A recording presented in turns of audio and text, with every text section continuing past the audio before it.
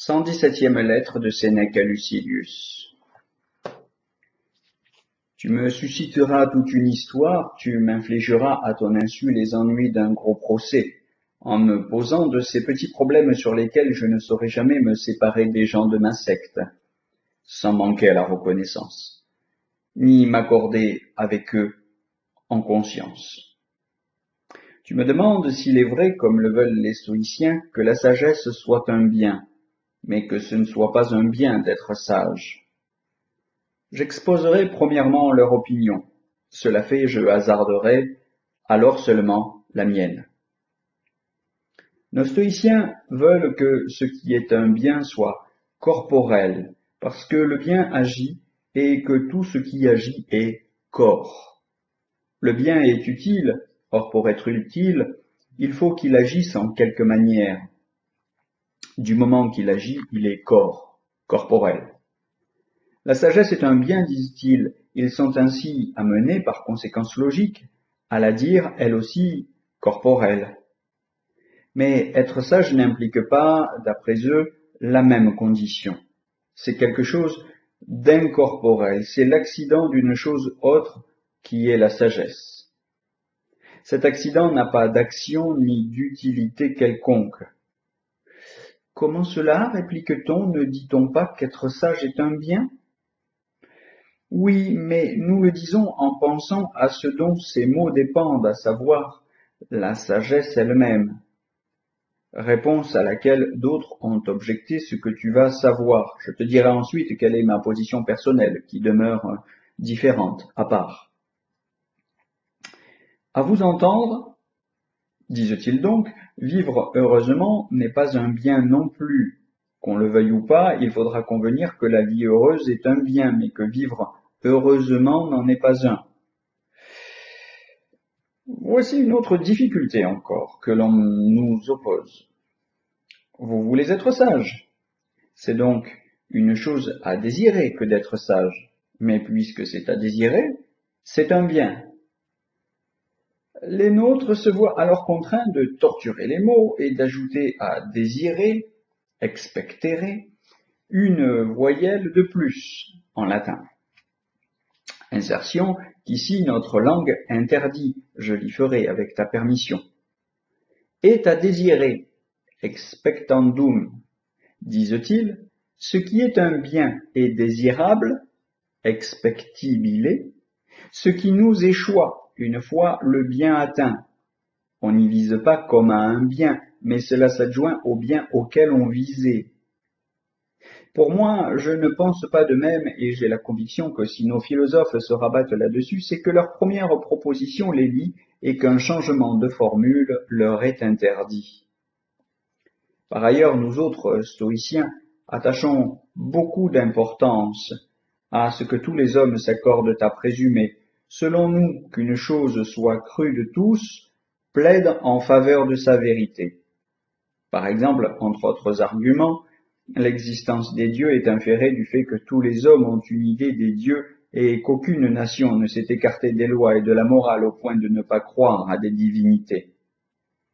Lorsque nous discutons de l'éternité de l'âme, c'est une raison de poids à nos yeux que le consentement de l'humanité pour craindre ou vénérer les défunts. Or, si je peux invoquer ici la conviction générale, on ne trouve personne qui ne pense pas que la sagesse est un bien, et qu'être sage aussi. Je n'imiterai pas le gladiateur vaincu qui fait appel au peuple. Entrons dans la lutte, cette fois avec nos propres armes.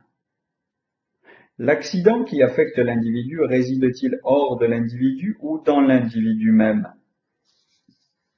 S'il réside dans l'individu, il est corps, comme lui, car l'accident ne peut arriver s'il n'y a contact.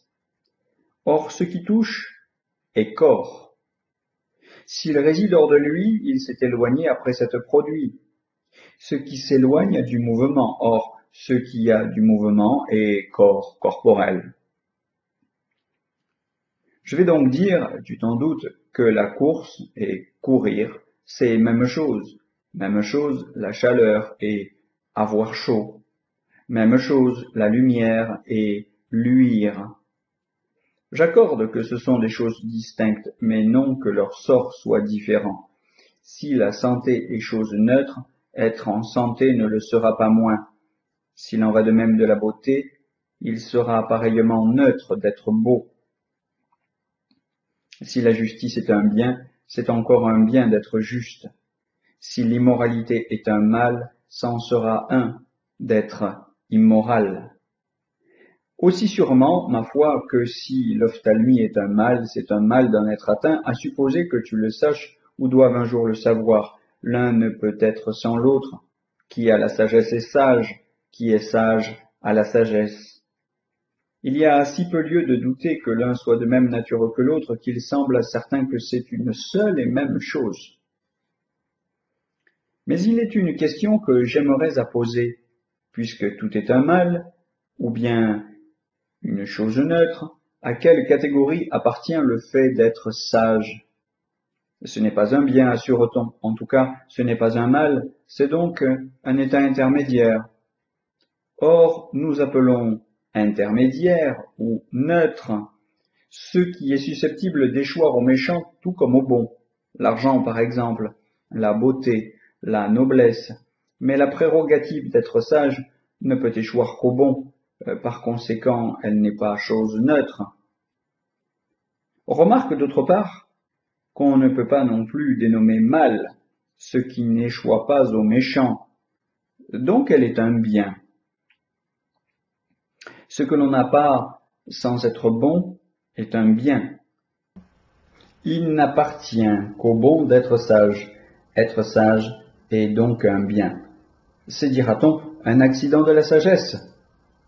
Voyons, cet état que tu appelles être sage, fait-il la sagesse ou en subit-il l'action? Qu'il la crée ou qu'il en reçoive l'existence, de toute manière, c'est un corps, car ce qui agit et ce qui subit l'action est corporel. Si le corps c'est un bien, puisqu'il ne lui manquait pour être un bien qu'une chose, il n'était pas corporel. Les aristotéliciens veulent qu'entre la sagesse et être sage il n'y ait nulle différence, attendu qu'en l'un des deux, n'importe lequel, il y a l'autre aussi. En effet, dis-moi, peut-on jamais être sage à moins de posséder la sagesse? Mais les dialecticiens anciens distinguent entre ceci et cela, distinction qui a passé jusque chez les stoïciens. Je vais te l'expliquer. Autre chose est un champ, autre chose est de posséder un champ. Évidemment, puisque posséder un champ se rapporte au possesseur, non au champ. Ainsi, autre chose est la sagesse, autre chose est d'être sage. Tu accorderas, je pense, qu'il y a ici deux choses, l'objet possédé et le possesseur. La sagesse est possédée, celui qui est sage la possède. Qu'est-ce que la sagesse? C'est l'esprit parfait, l'esprit porté à son plus haut degré de bien. Bref, c'est l'art de l'existence. Être sage, qu'est-ce? Je ne puis dire l'âme dans sa perfection, mais bien l'heureux état de qui la possède. L'un est l'âme vouée au bien, l'autre, pour ainsi parler, la possession d'une âme vouée au bien. Il y a, dit-on encore, diverses natures de corps. Voici par exemple un homme et voici un cheval. Ensuite, s'attachent à ces natures des mouvements de l'âme qui sont énonciatifs des corps. Mais ces mouvements ont quelque chose de particulier, ils sont à part de tout corps. Par exemple, je vois Caton se promener, les sens me l'ont montré, mon âme l'a cru. Ce que je vois est un corps, et c'est ce corps qu'ont visé mes yeux et mon âme. Mais ensuite, je dis, Caton se promène. Cette fois, ce que je dis là n'est pas un corps, c'est quelque chose qui est énonciatif au sujet d'un corps, et que les uns appellent proposition, d'autres énoncé, d'autres encore un dit. Pareillement, lorsque nous disons la sagesse, nous désignons quelque chose de corporel, tandis que lorsque nous disons il est sage, nous disons quelque chose au sujet d'un corps. Il y a une énorme différence entre désigner quelqu'un et dire quelque chose à son sujet. Admettons pour l'instant que ce sont deux choses différentes. Je dirai plus tard ce que j'en pense. Mais qui empêche la seconde, c'est-à-dire être sage, d'être une bonne chose, toute différente qu'elle est? Comme je le disais aussi, un champ est une chose, posséder un champ en est une autre. Bien sûr, car le possédant et le possédé ont deux natures différentes. L'homme d'un côté, la terre de l'autre. Mais dans le cas présent, les deux termes sont de même nature, la sagesse et celui qui la possède. En outre, dans le premier exemple, ce qui est possédé, un champ, est autre que le possédant, tandis qu'ici le possesseur et la chose possédée, la sagesse, réside en un seul et même individu. Le droit nous fait possesseurs d'une terre, la nature nous fait posséder la sagesse. La terre peut être aliénée, transmise à un tiers. La sagesse ne peut pas quitter son propriétaire. Il n'y a donc pas lieu d'instituer un parallèle entre objets dissemblables. J'avais commencé à dire que ce pouvaient être deux choses différentes, mais bonnes toutes deux. Donc, sagesse et sage sont deux choses. L'une et l'autre sont un bien, comme tu me l'accordes. De même que rien n'empêche que la sagesse ne soit un bien tout ainsi que l'être qui la possède. De même, rien n'empêche que la sagesse ne soit un bien, tout ainsi que la posséder, c'est-à-dire être sage. Car enfin, vouloir être un sage consiste à vouloir être sage. N'est-ce pas un bien qu'une chose sans laquelle l'autre n'est pas un bien non plus? C'est vous, n'est-il pas vrai, qui dites qu'il faudrait refuser la sagesse si on la donnait sans la mise en pratique. Quelle est la mise en pratique de la sagesse? Être sage, effectivement, avantage le plus précieux de la sagesse, faute duquel elle devient oiseuse. Si les tortures sont des mots, être torturé est un mal, à telle enseigne qu'elles ne sont plus des mots, si l'état subséquent est ôté. La sagesse est la façon d'être d'un esprit parfait, être sage est l'utilisation de cette perfection mentale. Comment pourrait ne pas être un bien l'utilisation de ce qui est déjà un bien, même si l'on n'en use pas? Je te demande si la sagesse est désirable, tu en conviens. Je te demande si la mise en pratique de la sagesse est désirable, et tu en conviens. Ne déclares-tu pas en effet que tu ne voudrais pas de la sagesse si l'on t'empêchait de la mettre en pratique? Ce qui est désirable est un bien. Être sage est l'utilisation de la sagesse, de même que parler est l'usage qu'on fait de la parole, de même que voir c'est l'usage qu'on fait des yeux. Ainsi donc être sage, c'est mise en œuvre de la sagesse. Or la mise en œuvre de la sagesse est désirable, être sage est par conséquent désirable. Désirable. Si c'est désirable, c'est un bien. Voilà un bon moment que je me condamne moi-même, imitant ce que j'accuse, dépensant des phrases à démontrer ce qui saute aux yeux, Lucilius. À qui peut-il venir en doute, si l'excès de chaleur est un mal, qu'avoir trop chaud n'en soit un pareillement, si le grand froid est un mal, que ce n'est en soi un de le ressentir, si la vie est un bien, que ce ne soit un bien de vivre. Toutes ces questions tournent autour de la sagesse, elles ne sont pas au cœur du sujet où notre devoir à nous est de nous tenir. Même s'il nous prend fantaisie de quelques excursions, la sagesse offre des espaces à l'écart, immenses. Étudions la nature des dieux, l'élément qui alimente les corps célestes, les trajectoires si diverses des astres, le mouvement des choses humaines se règle-t-il sur celui des astres? Est-ce de là-bas que vient l'impulsion de tous les corps à toutes les âmes? Ce qu'on appelle hasard est-il lié à une loi fixée, sans que en cet univers rien ne se déroule qui surgisse de rien et échappe au règlement? Voilà des problèmes qui sont déjà bien loin de la formation de la conduite, mais qui recréent l'âme, la régénèrent, la haussent au niveau de leur sublime objet. Quant à ces discussions dont je te parlais tout à l'heure, elles le rétrécissent, elles le dépriment. Au lieu de l'affiner ainsi qu'il vous semble, elle l'amenuise. Ah, de grâce son effort que réclame si impérieusement de plus grands, de plus nobles intérêts. Faut-il que l'on épuise sur des abstractions probablement chimériques et à coup sûr inutiles? Que gagnerais-je à savoir si la sagesse est une chose, être sage une autre chose? Que gagnerais-je à savoir que l'un est un bien, l'autre non? Allons hardiment. Je vais faire un pari et j'accepte la décision d'aider. Tu paries sur la sagesse et moi sur être sage. Et je crois que les deux se valent. Tu ferais mieux de m'indiquer le chemin qui doit me mener à eux. Dis-moi ce que je dois fuir ou désirer. Quelles études raffermiront mon âme chancelante? Comme je repousserai loin de moi ces flots qui m'assaillent de flanc et m'entraînent. Comment je puis être en mesure de parer les coups si divers du malheur? Comment écarter ces fléaux qui ont fondu sur moi? Comment ceux au-devant desquels je me suis rué? Que je sache par tes leçons supporter les tribulations sans gémir, la prospérité sans faire gémir autrui, ne pas attendre le terme suprême et inévitable, mais de moi-même quand bon me semblera, m'enfuir de la vie. Je ne conçois pas indignité pire que de souhaiter la mort, car si tu veux vivre, pourquoi souhaites-tu de mourir? Si tu ne le veux plus, pourquoi demandes-tu aux dieux ce qu'ils t'ont accordé lorsque tu vins au monde?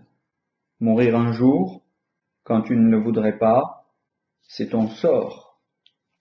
Mourir quand tu le voudras dépend de toi. La stricte nécessité ici, toute licence. L'ignoble début que j'ai lu ces jours-ci chez un auteur, ma foi, fort disert. Je cite, « Aussi vrai que je souhaite mourir, au plus tôt. » Fin de citation. Pauvre fou, tu désires ce qui t'appartient. Aussi vrai que je souhaite mourir au plus tôt, disait-il. C'est à croire que, le temps d'écrire ces mots, tu es devenu vieux subitement, car qu'est-ce qui t'arrête? Personne ne te retient. Sauve-toi par où tu voudras, choisis dans les parties de la nature, commande à celle que tu voudras de t'ouvrir une issue. Par là, j'entends les éléments qui contribuent à l'économie de ce monde, l'eau, la terre et l'air, toutes sources de vie et moyens d'acheminement vers la mort. Aussi vrai que je souhaite mourir au plus tôt, disait-il. Cet au plus tôt, toi, comment l'entends-tu? À quand la journes-tu? En attendant, il peut arriver plus vite que tu ne souhaites. C'est là le mot d'un faible d'esprit qui cherche par ce cri de désespoir à susciter la pitié. Cet homme qui souhaite la mort ne veut pas mourir. Demande au Dieu de te conserver la vie. Si tu as opté pour la mort, elle offre cet avantage de rendre inutiles les souhaits de mourir. Voilà, mon cher Lucilius, les sujets à méditer. Voilà par où former notre âme. La sagesse consiste en cela. Être sage consiste en cela et non à exercer dans de creuses et pauvres disputes un talent dialectique qui est la plus grande des vanités. La fortune t'a mis en face de tant de problèmes. Tu n'as pu encore les résoudre et tu fais maintenant l'ergoteur. Quelle aberration quand le signal du combat t'a été donné de t'escrimer contre le vent. Laisse tomber ces fleurets. Ce sont des armes tranchantes qu'il te faut. Dis comment épargner à l'âme toutes les tristesses, toutes les craintes qui la troublent. Comment laisser tomber le poids de mes convoitises secrètes. Ne restons pas sans rien faire. La sagesse est un bien, être sage ne l'est pas, disions-nous. Voilà qui fait dire que nous ne sommes pas sages. Toute notre quête philosophique est ridiculisée comme travail sur des riens. Et que serait-ce donc si l'on connaissait cet autre problème? La sagesse future est-elle un bien? Faut-il donc mettre en doute que les greniers ne sentent pas la charge de la future moisson, que l'enfance ne se reconnaît pas les forces et la vigueur de la future adolescence? La santé qui reviendra n'apporte rien en attendant aux malades. Le lutteur et le coureur ne tirent rien du repos qu'ils auront dans plusieurs mois.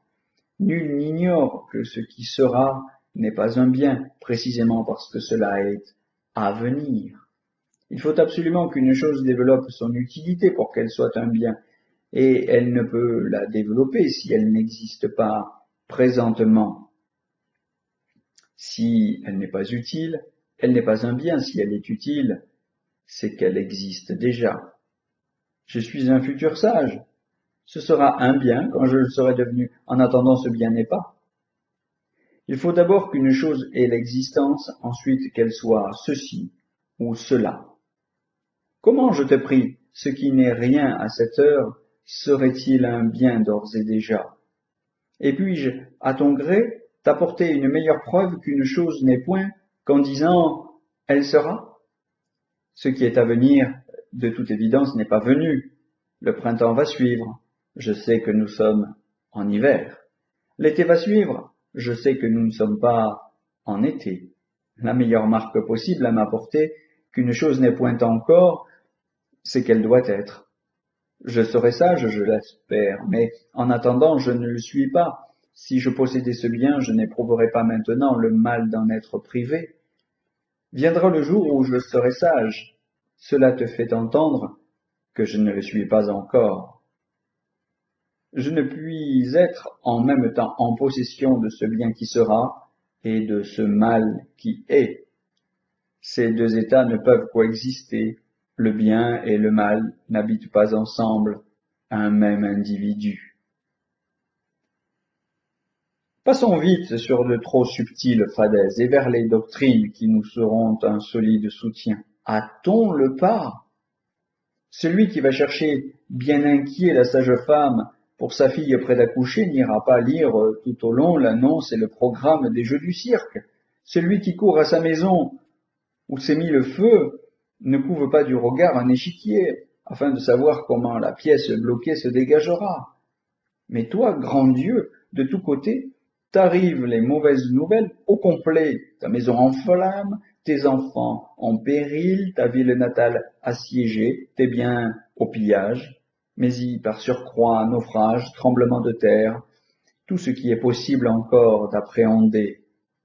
Et parmi ces mots qui te tiraillent en tous sens, tu fais ton occupation de simple divertissement de l'esprit, tu t'enquières de la différence qui sépare la sagesse du fait d'être sage. Tu noues et défais des nœuds dialectiques quand une telle avalanche de mots menace ta tête. La nature ne nous a pas départi le temps d'une façon si large, si libérale, qu'il nous soit loisible d'en perdre une miette. Vois combien les hommes les plus ménagés de leur temps en perdent. À l'un sa santé en enlève une part, celle de ses proches une autre. Nos devoirs familiaux nous en prennent une autre, les affaires publiques une autre. Sur toute notre vie, le sommeil prélève la moitié de cet étroit et rapide courant des jours qui nous emporte. Que sert d'en jeter le meilleur au néant? Ajoute que l'âme, par le fait, apprend à se donner du plaisir plutôt qu'à se guérir, à faire un divertissement de la philosophie alors qu'elle devrait être un remède. Sage, être sage. Oh, où est la différence? Je n'en sais rien. Je sais qu'il m'est indifférent de savoir ces choses ou de ne pas les savoir. Mais dis-moi, quand j'aurais appris la différence entre sagesse et être sage, serais-je un sage? Pourquoi donc me tiens-tu rivé au vocabulaire de la sagesse plutôt qu'à ses actes? Fais de moi un être plus courageux, plus assuré. Mets-moi au niveau de la fortune, mets-moi au-dessus d'elle. Or, je peux être au-dessus d'elle, si tout ce que j'étudie ne vise que cela.